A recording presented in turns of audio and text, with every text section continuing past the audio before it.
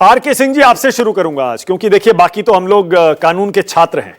आज मैं चाह रहा हूं आर के सिंह, अश्विनी दुबे और आदित्य मित्तल हमको बताएं कि एंटी डिफेक्शन लॉ में किसका पलड़ा फिलहाल भारी दिख रहा है। आर के सिंह जी, अगर आपको ये 26 सांसद जिन पार्टियों से निकले हैं, ये पार्टियां आपको हायर कर लें, शिवसेना उद्धव ठाकरे गुट, टीएमसी, आप क्या करेंगे, क्या सलाह देंगे इनको?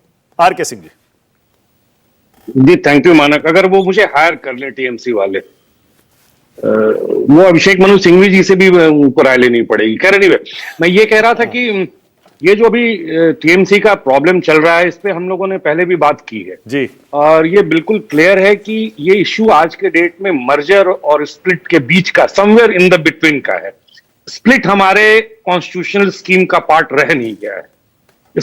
जो स्प्लिट है फॉर ऑल प्रैक्टिकल पर्पसेस वो खत्म हो चुका है। अब बचता है मर्जर। इसमें आप देखेंगे कि एक्सेप्शन क्लॉज 10th शेड्यूल का 4th का बड़ा जिक्र आ रहा है बार बार। ये बार बार कहा जा रहा है कि we are protected by the exception clause 4 of 10th schedule.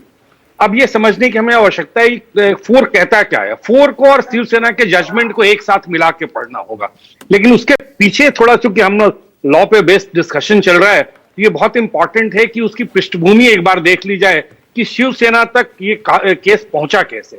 Shiv Sena तक केस वही अचानक ओवरनाइट तक सुप्रीम कोर्ट शिवसेना का डिसीजन नहीं दिया है। उसके पीछे 40-50 सालों की एक जुडिशियल हिस्ट्री है। 1969 में जब कांग्रेस टूटती है तो वो सबसे बड़ा एंटी डिफेक्शन का एक एग्जाम्पल था, क्योंकि उस समय कोई लॉ नहीं था। तो वो जो पूरा का पूरा टूट था, वो सादिक अली जजमेंट में 1972 में सुप्रीम कोर्ट ने 1970 2-3 सालों के बाद उस पर जजमेंट आया, जिसमें यह कहा गया कि इलेक्शन कमीशन जो है वो फाइनल आर्बिट्रेटर होगा इस टाइप के किसी भी डिस्प्यूट में। वो 10 साल तक लगभग चला। जनता पार्टी की सरकार भी टूटी, चौधरी चरण सिंह आए, वो भी एक मैसिव स्केल में एमपीज इधर से उधर गए, लेकिन कोई ऐसा रूल था नहीं हमारे पास। फिर राजीव गांधी की सरकार आती है और एंटी डिफेक्शन लॉ लेके आती है, 10th शेड्यूल में डाल देती है, लेकिन उसके बावजूद भी ये बीमारी खत्म होने का नाम नहीं लेती है। और ये कमाल का चीज है, जो लेजिस्लेटर्स जो लॉ बना रहे हैं उसी को वो तोड़ने के लिए सारी जुगत लगा देते हैं। ये अभी तक के पार्लियामेंट्री डेमोक्रेसी में ऐसा कभी नहीं हुआ था कि लेजिस्लेटर्स लॉ बना रहे हैं और लॉ तोड़ने की वो सारे के सारे कवायद कर रहे हैं, जो अनप्रेसिडेंटेड है, और वो सदन के अंदर हो रहा है। बाद में मैं लास्ट में एक डेटा के थ्रू आपको ये प्रूफ करके दिखा दूंगा। अब हम आते हैं 90 के दशक में। 90 के दशक में क्योतो होलोहन जजमेंट में सुप्रीम कोर्ट ने स्पष्ट ये बात कह दिया कि स्पीकर का डिसीजन जो है वो इंपॉर्टेंट तो है, इसमें कहीं कोई दो राय नहीं है, लेकिन स्पीकर को आर्बिट्रेरी काम नहीं करना है। और फिर उसके बाद आपका दशक आ जाइए 2000 के दशक में। 2000 के दशक में दो इंपॉर्टेंट केसेस बहुत इंपॉर्टेंट। 2007 में केशव प्रसाद मौर्य के केस में सुप्रीम कोर्ट ने कहा था कि बहुत लंबा टाइम नहीं लेना है स्पीकर साहब को, यथाशीघ्र डिसीजन देना है। और इसी बात को 2020 में केएम सिंह के जजमेंट में सुप्रीम कोर्ट ने बोला कि 3 महीने के अंदर देना है साहब, ये नहीं कि आप उस पर लेकर के बैठ जाएं। और इसी बात को शिवसेना के केस में सुप्रीम कोर्ट ने रिकंफर्म कर दिया। अब देखिए, अब एक्सेप्शन, फिर थोड़ी देर के मैं अपने आप को यहां रोकता हूं और एक्सेप्शन क्लॉज 4 पे आता हूं। एक्सेप्शन क्लॉज 4 ये कहता है 10th शेड्यूल का कि पार्टियों के जो एमपी एमएलए का इधर से उधर जाना पार्टियों के मूल स्वरूप को खत्म नहीं कर सकता है, असंभव है। उसके लिए आपको पार्टी पूरी फंक्शनल जो पार्टी है, स्टेट यूनिट हो गया, नेशनल एग्जीक्यूटिव हो गया, अनुवांशिक संगठन हो गए, उनका भी इधर से उधर जाना या मर्ज होना बहुत इंपॉर्टेंट है।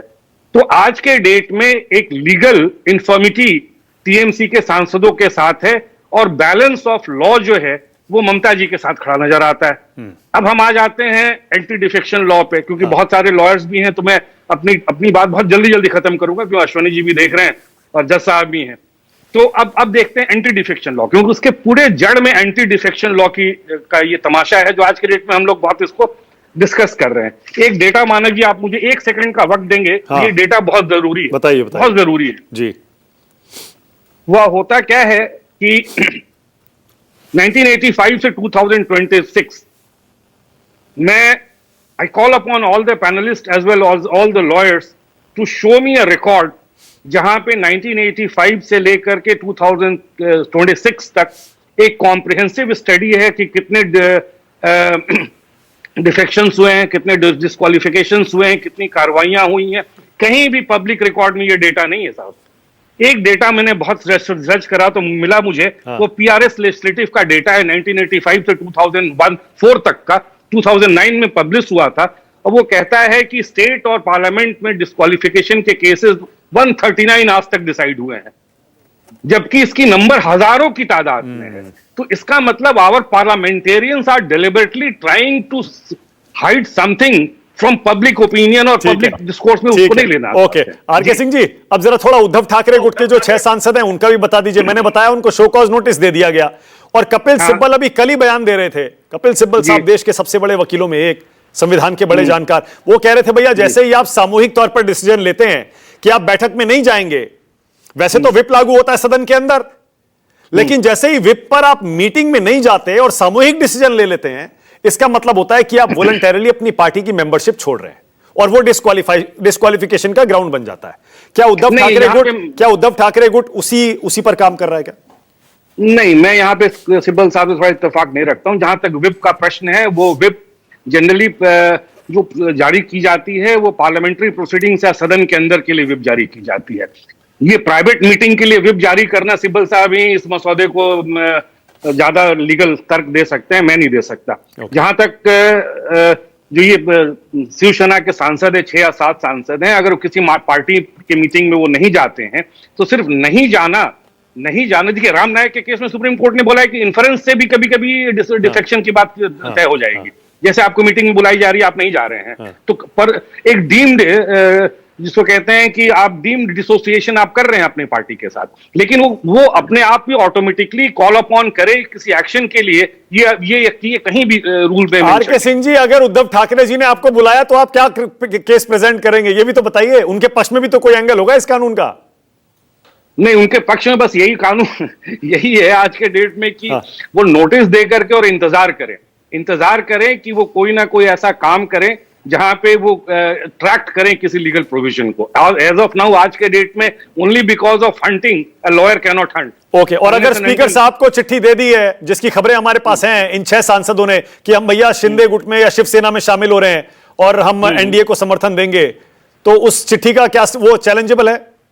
बिल्कुल चैलेंजेबल, लेकिन नहीं, यहाँ पे 1 मिनट में आपको रोकूंगा। जब स्पीकर के कोर्ट में ये बॉल है तो शिवसेना के प्रमुख, क्या नाम है इनका, जो उद्धव ठाकरे साहब को भी स्पीकर के प्रोसीडिंग्स को ज्वाइन करना पड़ेगा, और वहां पे प्रोसीडिंग्स में जो भी फैसला निकलता है उसको जुडिशियल रिव्यू में जाना पड़ेगा। ओके, स्पीकर साहब के सामने क्या ऑप्शन है इन दोनों केसेस में, टीएमसी वाले में भी, उद्धव ठाकरे गुट में भी?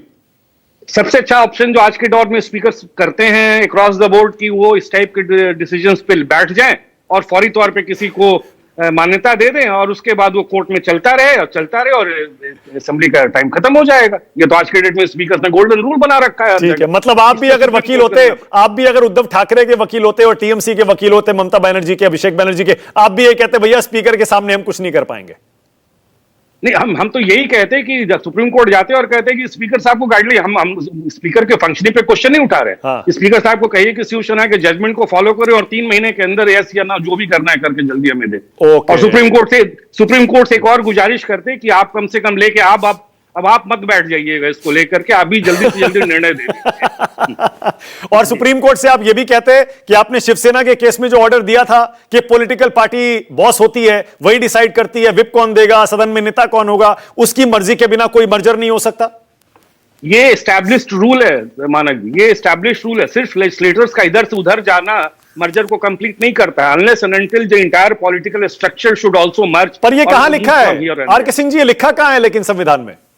देखिए, अरे मानक जी, यही तो मैं आपके शो में कितनी बार बोल चुका है, बहुत चीजें कॉन्स्टिट्यूशन में नहीं लिखी होती हैं। सुप्रीम कोर्ट उस जजमेंट से फीलिंग द लेजिस्लेटिव गैप करता है, इसी को तो यही तो काम है सुप्रीम कोर्ट। मतलब आप ये कह रहे हैं शिवसेना के जजमेंट में, शिवसेना वाले जजमेंट में जिसका फाइनल वर्डिक्ट अभी आया नहीं है, उसी में सुप्रीम कोर्ट ने जो कहा है, जैसा मैंने बताया पॉलिटिकल पार्टी बॉस होती है, यानी उसी को अगर आप जोड़ेंगे 10th शेड्यूल से तो ये निकलेगा पॉलिटिकल पार्टी की मर्जी के बिना मर्जर नहीं हो सकता। शिवसेना के जजमेंट में जो ऑर्डर है सुप्रीम कोर्ट का, उसको अगर आप एक्सेप्शन क्लॉज 4 के साथ 10th शेड्यूल का मिला करके पढ़ेंगे तो लगभग यही मजमून निकलता है। ठीक है, ओके। अब अश्विनी